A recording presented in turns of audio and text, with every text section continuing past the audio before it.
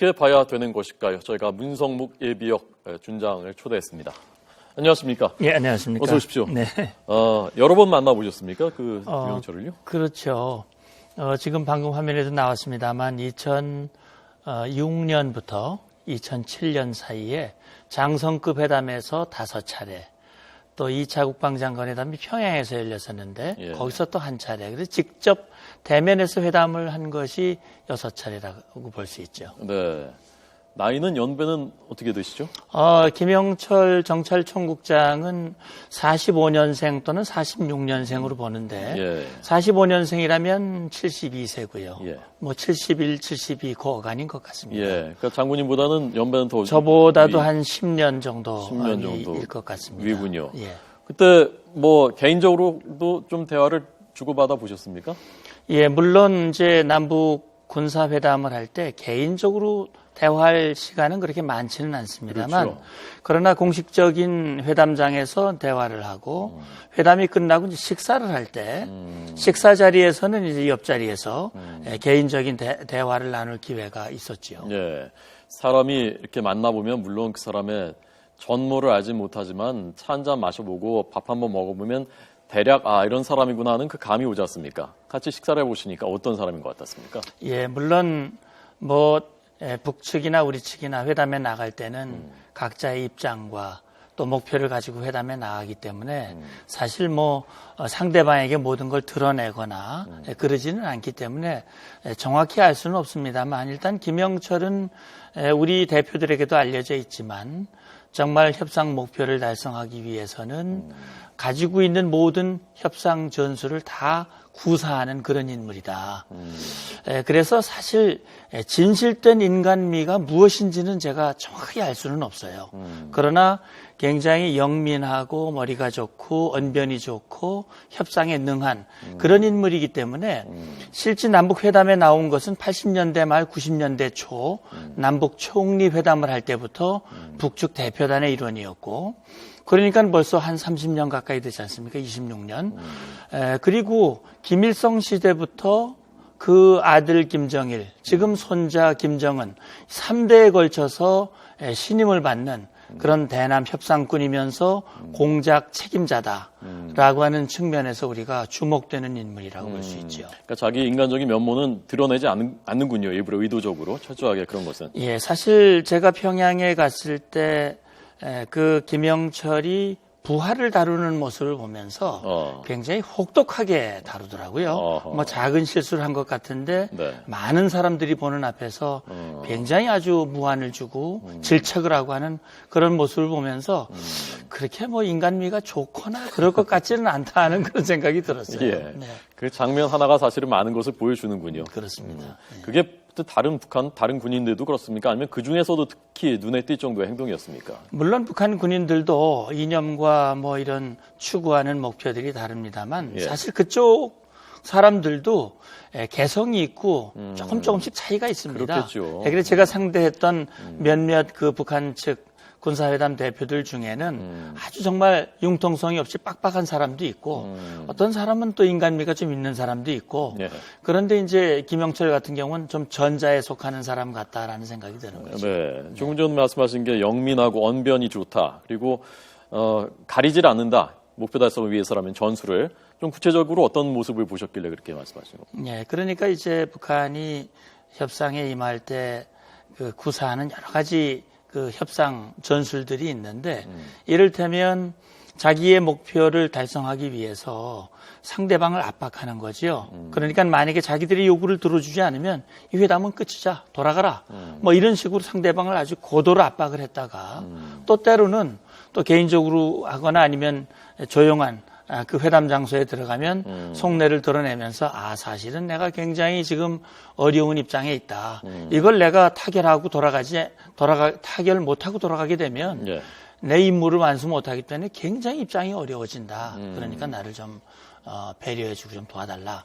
뭐 이런 요구를 하는 경우들도 있고 그런 걸로 봤을 때는 사실 같은 입으로 같은 얼굴로 두 가지 또 여러 가지 모습들을 보여주는 것이지요. 그러면요.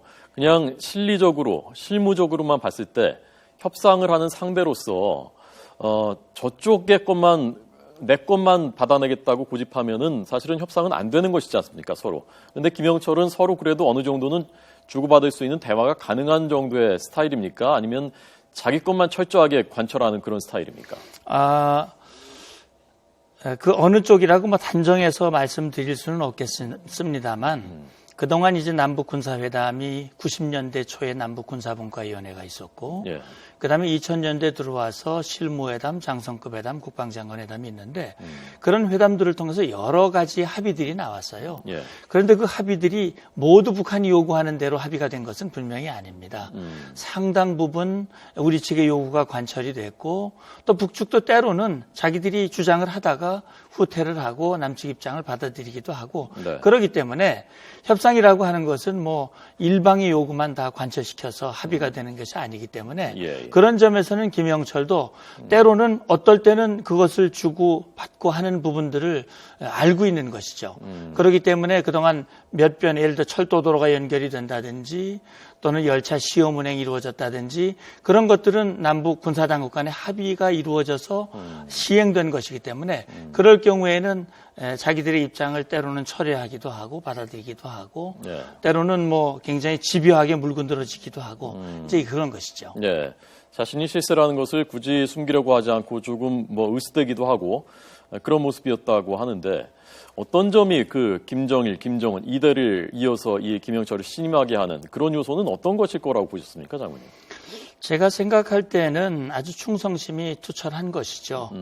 말하자면 북한의 그 목표를 달성하기 위해서는 정말 그 가지고 있는 모든 기지와 이 협상력을 동원해서 하는 사람이고 그런 점에서 상당히 그 신임을 받았던 걸로 생각이 되고 많이 알고 있고요. 예. 60년대 중반부터 정전협정 관련해서 남북관계 관련해서 쭉 그 업무를 했기 때문에 그 분야에는 아주 정통하고 전문성을 가지고 있기 때문에 충성심과 전문성을 가지고 있고 예. 거기다가 언변이 뛰어나고 이런 부분들이 지금 제가 들은 얘기입니다만은 김일성 시대에 원래 김영철 본명은 김영철이 아니라고 제가 들었어요. 무슨 그렇습니까? 김동 무슨 하여튼 다른 이름으로 제가 들은 것 같은데 아무튼 김일성이 김영철의 이름을 김영철이라고 해라. 아주 영민하고 똑똑하고 하니까 그래서 그 이름이 김일성으로부터 받은 이름이다라는 그런 설도 있습니다. 예. 그래서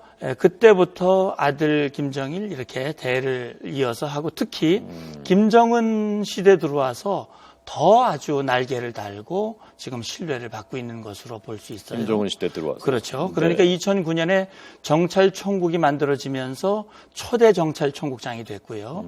그 이듬해에 당 대표자 대회에서 당 중앙군사위원회 위원이 되고 대장 계급장을 달게 됩니다. 그런데 김정은이 후계자로 임명된 이후에 사실 이루어진 것들이 2009년에 대청해전, 2010년에 천안함 폭침, 연평 포격 도발, 일련의 도발들이 이어지고 있거든요. 그것을 북한에서는 김정은의 리더십을 부각하고 선전하는데 활용을 하는 카드란 말이죠. 그런 것들을 뒷받침했던 인물이 바로 김영철이다. 그런 부분에서 지금 김정은 정권을 세우는데 1등 공신의 한 사람이라고 볼 수 있는 것이죠. 예. 김정은한테 군사 관련된 것들을 개인 교습해줬었던 인물이라면서요? 예, 저도 그렇게 알고 있습니다. 대남 공작, 대남 전술 이런 것들에 대해서 김정은에게 직접 개인적으로 사사해주고 그 과정에서 김정은의 깊은 신임을 받았다는 생각이 들고요. 이번에 만약에 통전부장으로 임명된 것이 사실이라면 아마 그 연장선상에서 해석될 수 있지 않냐. 대남 전문가 또는 그 충성심, 역량 그런 것들을 볼 수 있고 사실 2010년 이후에 여러 차례 우리 언론에 등장을 했었고요. 2013년에 정전협정 백지화 선언, 그다음에 작년에 보면 목함지뢰 도발 이후에 자기들은 무관하다라는 그런 언급을 하면서 우리를 협박했던 그런 인물이기도 하지요. 네. 자, 김정일이 사망한 것이 2011년 12월이니까요. 아까 말씀하셨던 그 김정은은 그 이후에 있었던 직분을 했습니다. 사과를 한 적도 한 번 있긴 있었다면서요? 우리 쪽 회담하다가 우리한테 사과를 한 적이 있었다면서요? 네, 그렇죠. 무슨 어떤 일이었습니까? 그게 2007년 12월 7차 장성급 군사회담이었어요. 그때 당시에 북한 측이 이제 대표단들이 넘어올 때 우리 측으로 넘어오면서 오버헤드 프로젝트라고 그래가지고 이 슬라이드, 이 필름하고 이 기구를 들고 왔어요. 그래서 그걸 왜 가져왔느냐 그랬더니 남측 대표단들에게 북측의 입장을 보다 정확하게 설명하기 위한 목적이다. 그래서 그거 설치 안 해도 우리는 다 아니까 필요 없다. 설치하지 마라 그랬더니 설치를 해야 되겠다는 거예요.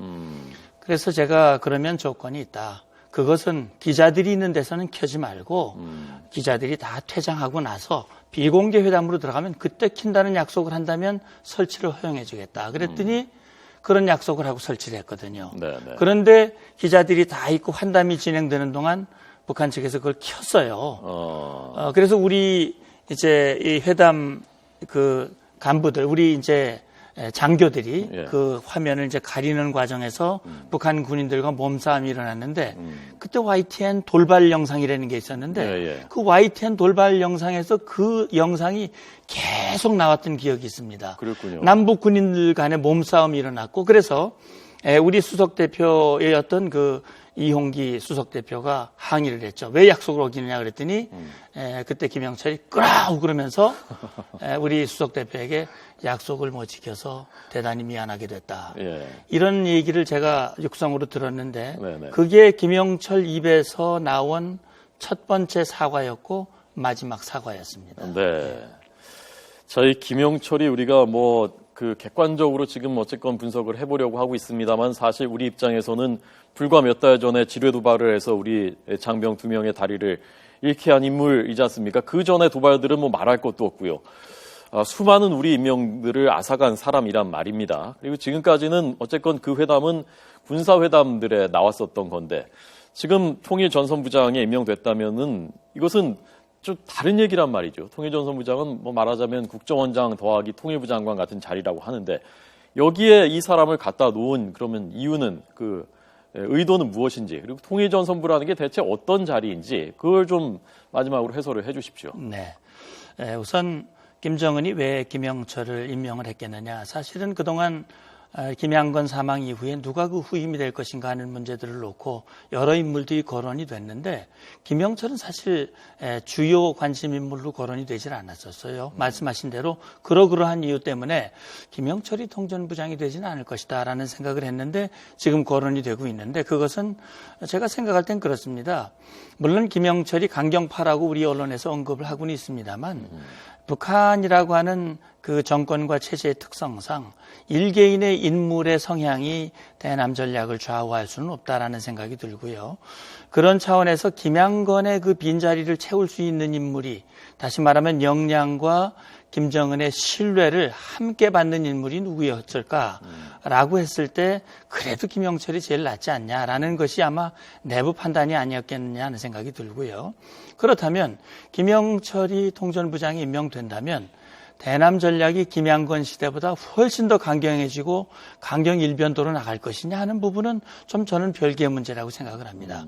물론 개인의 성향이 그런 부분이 있습니다만 북한은 자기들의 필요에 따라서 때로는 도발을 하고 때로는 대화를 하고 하기 때문에 과거에도 보면 도발을 하고 나서 협상을 제의하고 거기서 뭔가 대가를 받아먹고 또 다시 도발을 하고 하는 그런 행태를 반복을 했단 말이죠. 네네. 이번 같은 경우 지금 북한이 핵실험을 하고 굉장히 입장이 어렵단 말이죠. 그다음에 지금 우리가 확성기 방송을 시작을 했고 북한으로서는 여기에 대한 뭔가 대응을 해야 되는데 사실 2004년에 6사 합의서 2차 장성급 회담 때 확성기를 끄는데 사실 김영철이 주도적인 역할을 했다고 저는 보고 있습니다. 회담에 직접 나오지는 않았지만 2004년에요. 그렇습니다.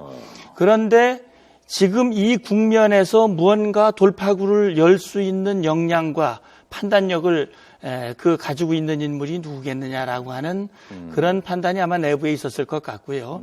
지금 북한의 반응을 보면 작년 8월과는 다르거든요.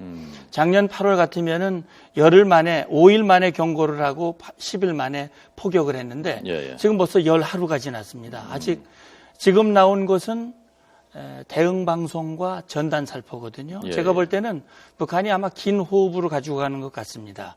그래서 김영철의 그 판단이 지금 상황에서는 우리 대북 확성기를 바로 끄기는 어려울 것 같습니다. 예. 우리도 좀 긴 호흡을 가지고 대응을 해야 되겠습니다라는 예. 그런 판단으로 지금 김영철을 앞세우고 있는 것이 아닌가 추정을 해봅니다. 알겠습니다. 문성묵 한국국가전략연구원 통일전략센터장의 해설이었습니다. 고맙습니다. 감사합니다.